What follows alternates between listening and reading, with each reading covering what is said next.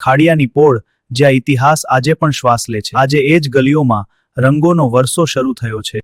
ચાર દિશાઓથી પડતા રંગો એક વારસાને ફરી જીવંત કરી રહ્યા છે. આ માત્ર રંગ નથી, આ છે લાગણી, સંસ્કૃતિ અને આપણું ઓળખાણ. આ છે તમને અને તમારા પરિવારને હોળીની હાર્દિક શુભેચ્છાઓ.